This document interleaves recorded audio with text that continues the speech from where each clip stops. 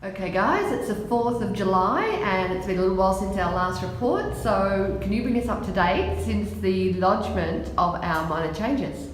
Yeah, so I think last time we spoke we were about to lodge, and we did lodge I think it was the following day, the minor change application to council. So there's been a little bit of back and forth with council and clarifying a few things, but they accepted that it's a minor change, they've paid all their fees, they're moving along with it. In fact, we're meeting with council this afternoon, so doing a sort of a post-lodgement, pre-lodgement, if you will, sort of meeting type thing going on. So we're meeting with the council. We've got our engineers, our planners, everyone all meeting there at the council office this afternoon, and basically to go through this new approved layout, some of the conditions that we've raised or flagged to amend.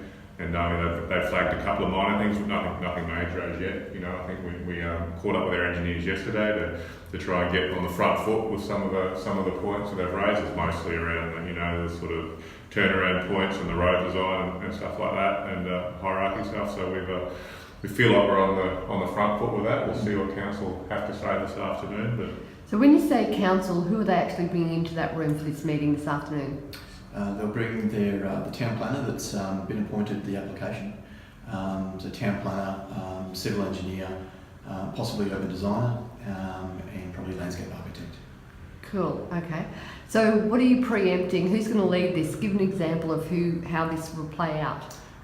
This sort of meeting normally we would let our consultant town planner, so Peter Sparks from Adam Sparks Town Planning, would normally lead the meeting.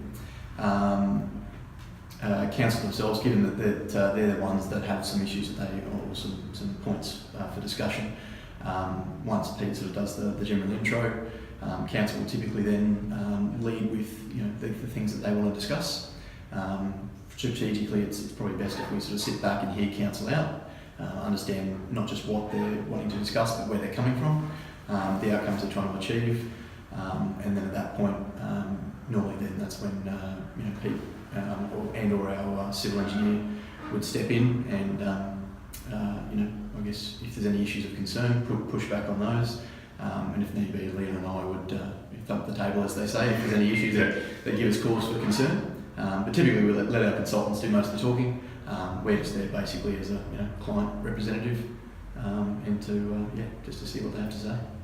And some of the things that we're still fine-tuning, can you just go through some of those items? Yes, there's a couple of things. We've got the councils working on refining some of the design on the retaining. So we want to bench and retain the majority of sites to have flat building envelopes. And some of these walls up here, there's the current design showing quite small walls, half a metre or two, that we could probably get away with battering or eliminating through a little bit of design and picking up stuff throughout the ASCOM process as well, which will eliminate the costs of those walls, or reduce the cost of those walls significantly potentially. So we've got guys working on that. There's a few other little bits and pieces, but it's an ongoing process. We'll get a lot out of today's meeting with council. We sort of don't want to pull the trigger on some of the opworks design stage stuff yet until we have that confirmation that they're happy with it and they're making all the right sounds. But we'll see. We'll see what they've got to say this afternoon and sort of have all the consultants there in one place and push forward from there. And I know chasing up information about Energex and Ampflow has been a little bit of a challenge, which is typical, but so how are you dealing with that? I guess Ampflow unfortunately have been a little bit non-responsive in our requests for information and fee proposals. So both Leon and I have chased them via email and phone, and most recently Leon had a phone call with one of their directors, making it very clear that we were unhappy with their performance. Since that conversation, they have been very responsive, provided us with the feedback we requested, with fee proposals. So at this point in time, they seem to be making the right noises and being much more responsive to our needs. So at this point, I guess we've got the initial feedback we need from them. The next step would be for Ampflow to lodge a concept design with Energex to prove up some of our assumptions around the corridors we've allowed for the existing overhead power lines, to make sure that we've got sufficient widths, which we believe we do, but that just further de-risks that aspect of the project. Cool. And Leon, you are also doing the change of contracts Yes. over, so rescinding one contracts and That's putting, right. and we've had a little bit of fun with that too. Yeah, there's been Not that it's a problem, it's just Yeah. a bit of reshuffling. it's a process, yeah. So there's been a bit of back and forth. With the vendors are great. We've been speaking weekly. There's a number of parties involved. There's 4 parties involved in the sale of this, and one of them is a self-managed super fund, which apparently, according to their accountant's advice and their super fund auditor's advice, they have to, on the rescission and changeover of contracts, they have to show some profit, for lack of a better word, some upside that the super fund basically achieves by engaging in this process. So how that's played out is an amendment to the contract prices. So one of the contracts going up, and the other one going down.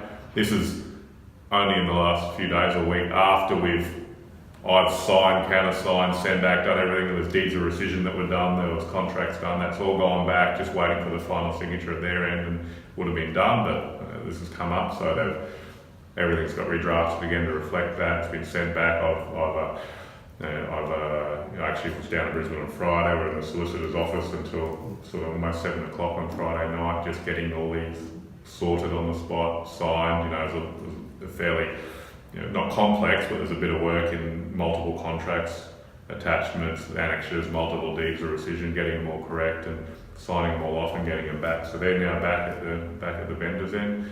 They've agreed to it. They've requested this. Essentially we're just giving them what they want again. There was never any doubt in it. It was just a No. matter of reshuffling the numbers Yeah. to suit their needs, which is sometimes what we have to do for the vendor, isn't it? Yeah, look, it didn't negatively affect us in any way, and potentially actually there's a small upside for us because the contracts are now, instead of one being a very large contract and a smaller one, they're now a little bit closer to each other, and that has stamp duty margin implications that mean we may pay a little bit of stamp duty, and some other stuff with maybe GST as well, a little bit. So there's potentially a little bit of upside for us and a big upside for them in their mind. So there was no reason not to do it. We just, might